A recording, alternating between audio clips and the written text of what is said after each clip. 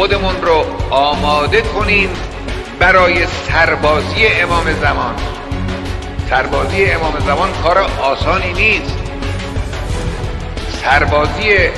اون منجی بزرگی که میخواهد با تمام مراکز قدرت و فساد بین المللی مبارزه کند، سربازی او احتیاج به خودسازی دارد، احتیاج به آگاهی دارد، احتیاج به روشنبینی دارد. نباید ما فکر کنیم که چون امام زمان خواهد آمد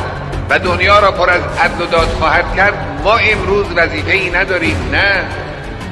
به عکس ما امروز وظیفه داریم در اون جهت حرکت کنیم تا آماده بشویم برای ظهور اون بزرگوار.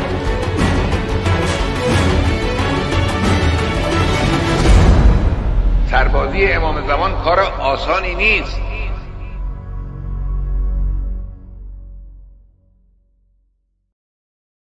اعوذ باللہ من الشیطان اللعین الرجیم. بسم اللہ الرحمن الرحیم. الحمد للہ رب العالمین والصلاة والسلام علی رسول اللہ وعلی آلہ الطیبین الطاہرین المعصومین المظلومین.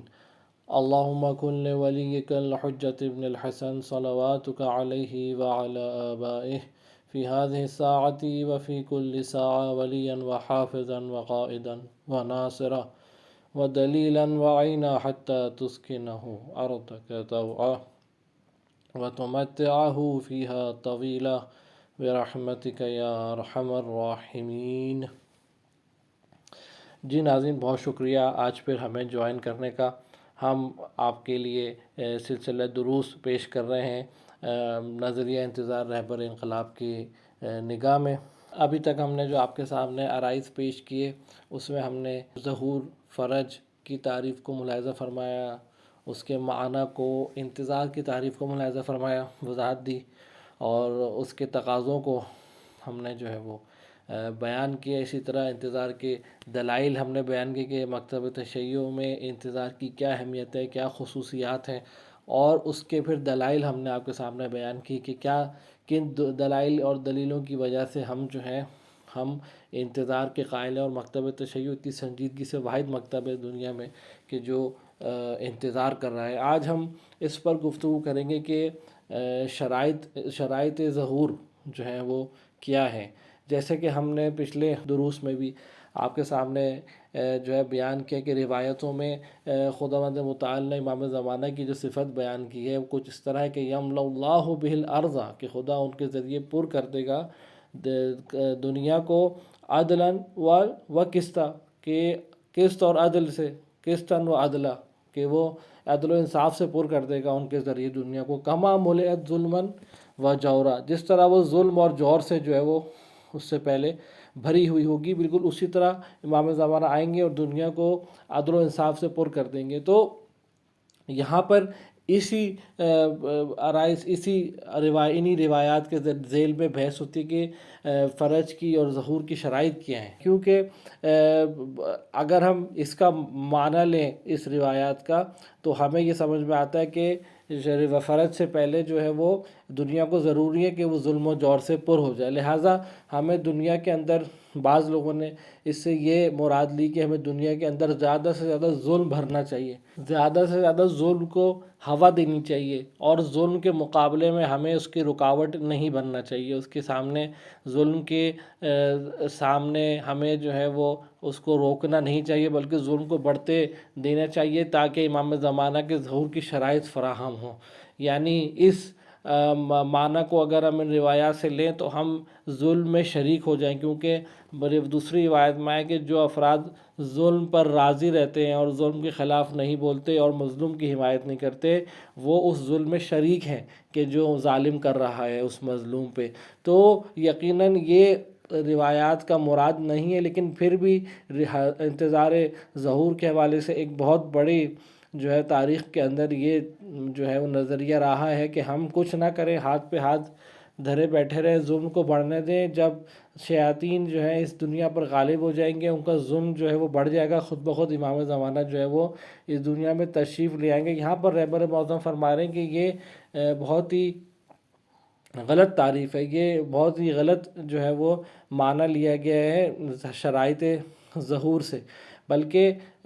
یہاں پر جو شرائط ظہور بیان کی گئی ہیں اس روایات میں، اس سے مراد یہ ہے کہ ظلم اور جور دنیا کے اندر بڑھ جائے گا، لیکن ساتھ ساتھ انسان صالح بھی جو ہیں وہ اور نیک انسان بھی جو ہیں وہ ظہور کے لیے آمادہ ہوں گے. وہ لوگ بھی اپنی کمریں کسیں گے اور نیکیاں ان کی بڑھیں گی، ان کی توفیقات میں اضافہ ہوگا کہ وہ امام زمانہ کے ناصروں میں سے بن سکیں گے. یہ جو 313 کا عدد ہے امام زمانہ کے انصار کے لیے، وہ آسمان سے تو نازل نہیں ہوں گے فرشتے، وہ اسی دنیا کے اندر جو ہیں وہ لوگ آمادہ ہوں گے. تو یہ کہنا کہ صرف ظلم اور جور کو بڑھنے دیا جائے اور ہماری کوئی ذمہ داری نہیں شرائط کے حوالے سے، ظہور کی شرائط فراہم کرنے کے حوالے سے، تو یہ بات بالکل عبث ہے. بلکہ وہ 313 افراد جو نیک افراد جو امام زمانہ کے صالح افراد انصار شمار جو آئیں گے، ان کے بھی وہ امام زمانہ کے لشکروں کے سردار ہوں گے، ان کے پشت پر ہزاروں کے لشکر ہوں گے، کروڑوں کے لشکر ہوں گے. ایسا نہیں ہے کہ جب امام زمانہ آئیں گے تو ظلم و جور سے دنیا اس طرح بھری ہوئی ہوگی کہ کوئی نیک انسان بھی پیدا نہیں ہوگا، ملے گا نہیں، کوئی نیک انسان آپ کو ڈھونڈنے سے بھی نہیں ملے گا، یا نیکیاں بالکل ختم ہو جائیں گی. نہیں، دوسری طرف ایک بات صحیح ہے کہ ظلم و جور سے دنیا بڑھتی جائے گی، اور جیسے کہ آج دنیا ظلم و جور سے پر ہو چکی ہے، لیکن دوسری طرف نیک اور صالح انسانوں کی تربیت کا جو نظام بھی جو ہے وہ اپنی جگہ پر قائم ہوگا، اور وہ مسلسل جو ہے وہ اس ظلم کا مقابلہ کر رہے ہوں گے اپنے تئیں کہ جو اس دنیا کے اندر جو ہے وہ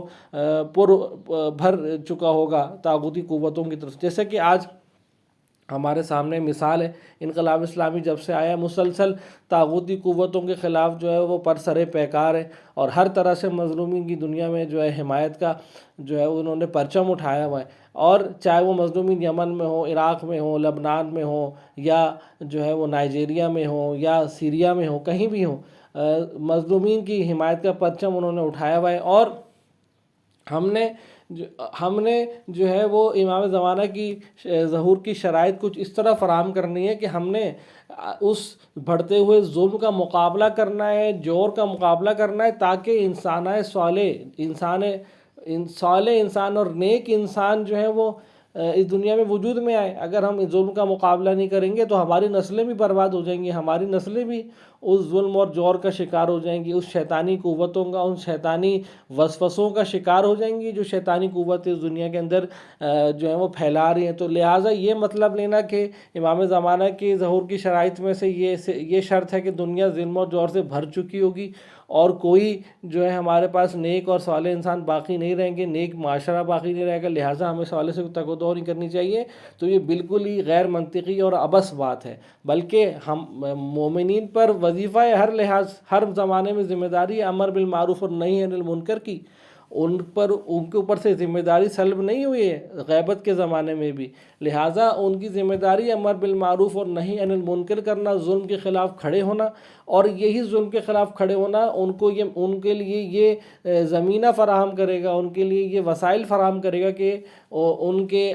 درمیان میں سے نیک اور صالح افراد جو ہیں وہ وجود میں آئے. کیونکہ آپ جب ظلم کے خلاف کھڑے ہوں گے تو آپ اپنے لوگوں سے ظلم کو دور کر سکیں گے، اور جب آپ اپنے لوگوں سے ظلم اور جور کو دور کر سکیں گے تو پھر ان نیک اور صالح انسانوں کی تربیت کے جو ہے وہ وسائل فراہم ہوں گے. اور یہی اصل ظہور کی شرائط ہے کہ ایک طرف اگر ظلم اور جور کا جو ہے وہ بیان کیے گیا روایات میں، تو دوسری طرف ہمیں صالح انسانوں اور نیک انسانوں کی بھی ایک اچھی تعداد چاہیے تاکہ امام زمانہ کی نصرت کر سکیں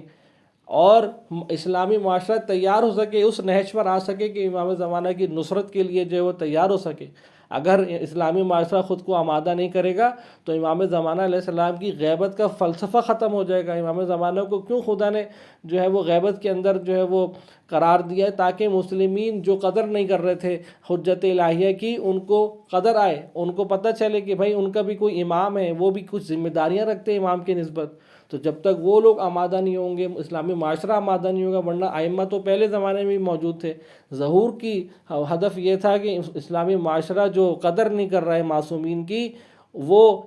آخری معصوم کی بھی قدر نہیں کرے گا، اور وہ جو ہے وہ ان کو بھی شہید کر دے گا۔ لہٰذا خدا نے ان کو بقیت اللہ بنایا، اپنا ذخیرہ بنایا امام زمانہ کو، اور غیبت میں قرار دیا۔ اب اگر اسلامی معاشرہ دوبارہ تیار نہیں ہوگا اور آمادہ نہیں ہوگا اور خود ظہور ہو جائے گا، تو وہی کچھ ہوگا امام زمانہ کے ساتھ کہ جس کی وجہ سے ان کو غیبت میں قرار دیا گیا تھا۔ لوگ آئیں گے،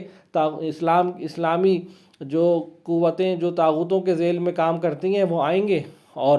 وہ امام زمانہ کو نعوذ باللہ جو ہے وہ شہید کر دیں گے اگر اسلامی معاشرہ تیار نہیں ہوگا امام زمانہ کی نصرت کے۔ لحاظ ضروری ہے، ظہور کی شرائط میں سے ایک ضروری ہے کہ ظلم اور جور تو اپنی جگہ ہے، نشانیاں ہیں امام زمانہ کے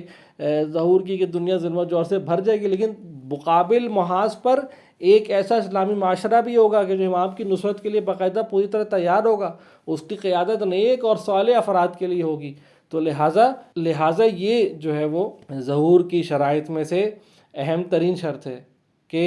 ظلم اور جور جب دنیا میں پر ہو چکا ہوگا تو اس کے ساتھ ساتھ نیک اور صالح معاشرے بھی جو ہیں وہ آمادہ ہوں گے امام زمانہ کی نصرت کے لیے۔ اس پر یہاں پر رہبر معظم فرما رہے ہیں کہ جب بھی آپ دیکھتے ہیں کہ ہم اس کی اپنے زمانے میں آج کے دور میں کچھ نشانیاں پاتے ہیں کہ جس طرح ظلم اور جور بڑھتا جا رہا ہے، لیکن اس طرف دوسری طرف جو ہے حق کا بول بالا بھی جو ہے وہ بڑھتا جا رہا ہے، حق کی پیروکار بھی جو ہے وہ آہستہ آہستہ جو ہے ان میں اضافہ ہوتا جا رہا ہے، اور یہ دنیا کے اندر دو پولز بنتے جا رہے ہیں، حق کے اور باطل کے۔ باطل قوتیں وہ کہ جو دنیا کے اندر ظلم و جور کے جال کو بچھانا جا رہی ہیں، اور حق کی قوتیں وہ کہ جو ان کے مقابلے کے لیے آمادہ ہو رہی ہیں۔ اسی لیے آج رہبر معظم اس لیے یہاں پر رہبر معظم فرما رہے ہیں کہ آج ہمارے پاس کچھ ایسی نشانیاں کہ بشریت، کلی طور سے بشریت، نہ کوئی خاص دین، بشریت بعنوان بشریت، انسانیت بعنوان بشریت جو ہے وہ پہلے سے بہت زیادہ رشد کر چکی ہے فکری طور سے اور معرفت کے لحاظ سے۔ پرانے زمانے میں جو ہے وہ بشریت بہت ساری چیزوں سے نابلد تھی۔ وہ پوری دنیا جو تھی وہ مختلف قبائل میں بٹی ہوئی تھی، قبیلوں میں زندگی کرتے تھے، علم اور اس کا بول بالا نہیں تھا، علم جہل کا بول بالا تھا، نہ ہی طرز زندگی کا کچھ ان کو خیال تھا۔ بس وہ ایک پیش رفتہ حیوان کی طرح، ایک ترقی یافتہ حیوان کی طرح انسان زندگی کر رہا تھا۔ آپ چلے جائیں 100 سال پہلے، 200 سال پہلے یورپ میں، 500 سال پہلے آپ چلے جائیں مختلف ممالک میں، آسٹریلیا میں، امریکہ میں، کہ جہاں قیدیوں کو لا کے بسایا جاتا۔ بر اعظم جو تھے وہ مجرموں سے بھرے ہوئے تھے پچھلی تاریخ میں، کہ جن کو بنیادی انسانی جو ہے تصورات کو بھی جن کے حوالے سے ان کے پاس کوئی علم نہیں تھا، وہ صرف ہوس پرستی میں اور